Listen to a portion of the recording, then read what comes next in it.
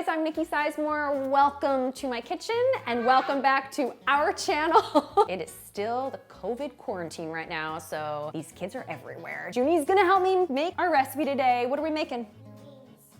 Blueberry scones. I'm going to show you how to make my easy blueberry almond scones. If you've ever thought that making scones might be complicated or difficult, we are here to debunk all of that because making scones is actually super easy. And these gluten-free scones are super flaky and moist, and they have an incredible flavor. These scones are perfect for holidays, special occasions, Mother's Day, and best of all, you can make them ahead of time and stash them in the freezer. So go ahead and make yourself a batch and just hide them.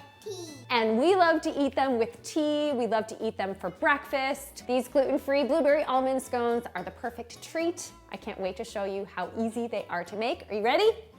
All right, let's head to the kitchen. And if you haven't done so already, don't forget to hit that subscribe button below. That way you won't miss out on any of my wholesome, family-friendly, and naturally gluten-free recipes. First, let's talk flour. I am using a gluten-free all-purpose flour blend. I recommend cup for cup or Bob's Red Mill, but you could use regular all-purpose flour if you don't have a gluten intolerance. So I have the flour in my bowl and I'm going to measure in my almond flour. You can see I'm using a kitchen scale. I love my kitchen scale, not only because I don't have to pull out measuring cups, but also because it's much more accurate. But I do include cup measurements if you don't have one. Next, I'm adding baking powder and salt.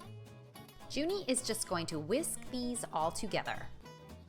Now here's the secret. I've got some cold butter and I am going to grate it in using a cheese grater. If you don't have a hand grater like this, you could just use a box grater. Just grate the butter onto a piece of parchment and then sprinkle it over the flour. These long strands of butter are going to distribute throughout the flour, giving us ultra flaky scones. No special equipment needed. Put the bowl in the freezer while we whisk up the wet ingredients. I have 1 egg, sugar, buttermilk, but if you don't have buttermilk, I include a hack for you in the recipe, as well as almond extract, and that is going to boost the sweet almond flavor.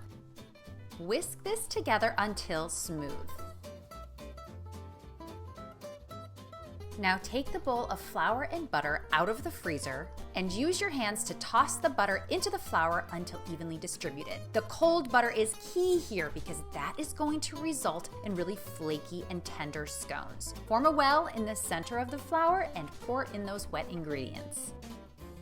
Add 1 cup of frozen wild blueberries, still frozen by the way, and then use a spatula to gently stir everything together.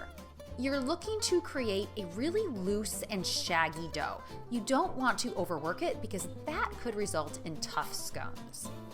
Transfer the dough to a parchment-lined baking sheet so you can see how floury it still is, but don't worry, we are going to bring it together with our hands. So just gently start to form a disc. You just want to keep going until it holds together, and you're looking to create a 1/2 inch thick disc. It should be about 8 inches in diameter.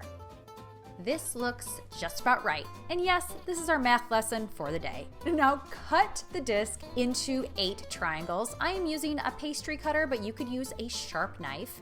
There's no need to separate the triangles at this point. You just want to make sure that you cut all the way down to the bottom. I've whisked 1 egg with a teaspoon of water to create an egg wash, and we're going to brush this all over the top of the scones. This is going to help them to turn golden brown in the oven, and it's also going to help the almonds to stick. Speaking of which, sprinkle the top with sliced almonds. Bake the scones in a 400-degree oven until golden brown on top. It should take about 22 to 25 minutes. Let the scones cool on a rack for 5 minutes, and then use your pastry cutter or a sharp knife to cut them again into triangles. This time you will be separating the scones.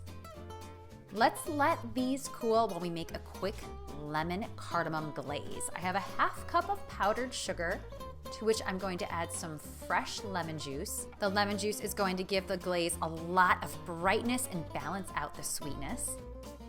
Add that right in, and then I'm also adding some ground cardamom. I love the flavor of cardamom with lemon, but it is optional.